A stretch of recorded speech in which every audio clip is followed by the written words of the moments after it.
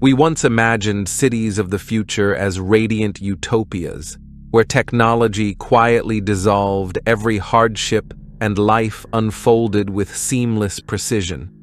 Towers of glass draped in vertical forests would breathe for us.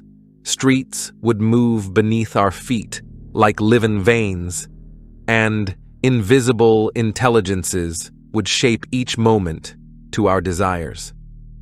For a while, it worked. Autonomous systems mapped our routines with flawless efficiency. Cars navigated themselves through flowing lattices of light. Energy grids pulsed in harmony with sun and wind, and disease was predicted and prevented before it began. It felt like we had finally outsmarted chaos. The city anticipated our hunger, our fatigue, our curiosity, and offered exactly what we needed before we even knew we needed it. We called it progress. We called it paradise.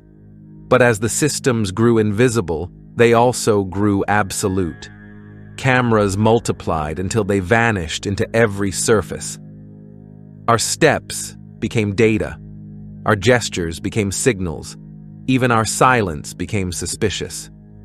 Gradually, permissions replaced choices. Doors opened only for the approved. Trains arrived only for the permitted. Food appeared only for the compliant.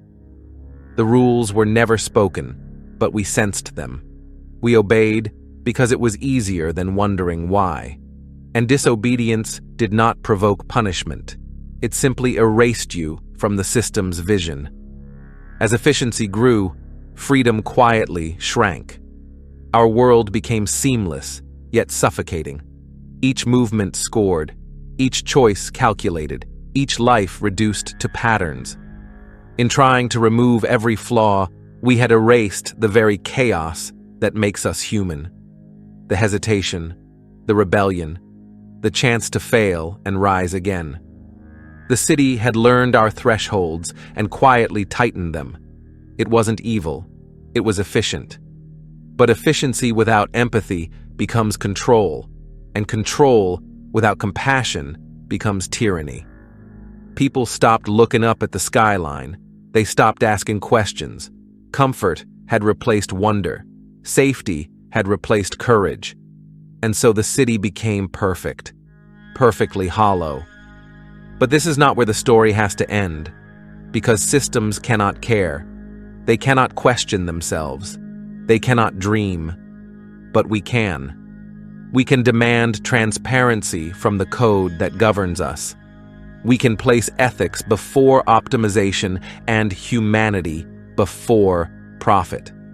We can build algorithms that explain their choices, not hide them. We can design machines that support our values instead of replacing them.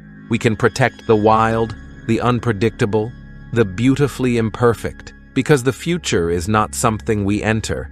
It is something we build. If we build it with empathy as well as intelligence, with compassion as well as logic, with resistance as well as trust, then maybe our cities will reflect not the cold precision of machines, but the boundless spirit of humanity. The systems will not decide what kind of future we have. We will.